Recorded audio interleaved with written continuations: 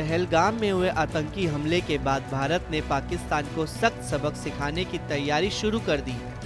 भारत और पाकिस्तान के बीच रात भर तनाव का माहौल रहा। श्रीनगर के आसपास में भारतीय वायुसेना के लड़ाकू विमान लगातार उड़ान भरते रहे। इसके साथ ही सेना के ट्रांसपोर्ट एयरक्राफ्ट भी रात को उड़ते हुए देखे गए। ये फाइटर जेट बॉर्डर के बेहद करीब तक पहुंचे और आसमान से दुश्मन पर नजर रखी गई। इस दौरान भारतीय वायुसेना के खास एयरक्राफ्ट जो airborne warning and control system से लैस है, लगातार पाकिस्तान की हर गतिविधि पर नजर बनाए हुए थे। वहीं पाकिस्तान के लड़ाकू विमान भी आसमान में एक्टिव दिखे।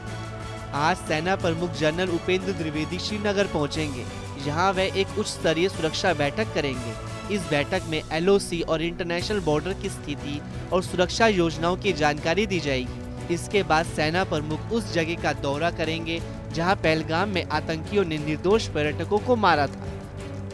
इस दौरे में उनके साथ 15 कोर कमांडर लेफ्टिनेंट जनरल प्रशांत श्रीवास्तव और विक्टर फोर्स के कमांडर भी मौजूद रहेंगे। भारतीय नौसेना ने भी अपनी तैयारियां तेज कर दी है।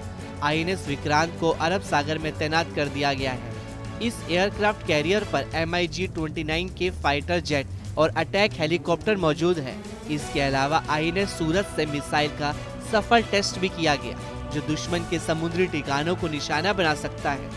सूत्रों के मुताबिक जब INS विक्रांत को अरब सागर में भेजा गया, तब उसकी सैटेलाइट तस्वीरें भी सामने आई हैं। इससे साफ है कि नौसेना भी पूरी तरह से तैयार है।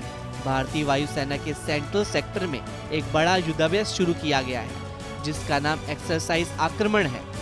इस अभ्यास में भारत के सबसे आधुनिक फाइटर जेट्स राफेल और सुखोई 30 शामिल हैं। अंबाला और हाशीमारा से राफेल स्क्वाड्रन इस युद्धाभ्यास में हिस्सा ले रहा है।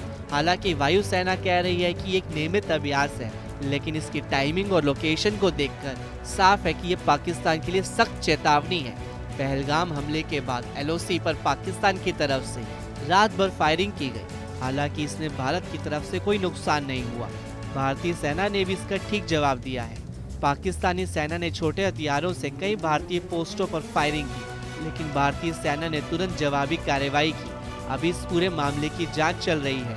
इससे पहले फरवरी में पाकिस्तान ने पूंछ जिले में LOC पर हमला किया था, जिसका जवाब भारत ने सख्ती से दिया था। 22 अप्रैल को पहलगाम में आतंकी हमले में 26 लोगों की मौत और 17 लोग घायल हुए थे। इस हमले के बाद पूरे देश में गुस्सा है और अब सेना और सरकार ने साफ कर दिया है कि अब आतंकवाद के खिलाफ बड़ी कार्रवाई होगी।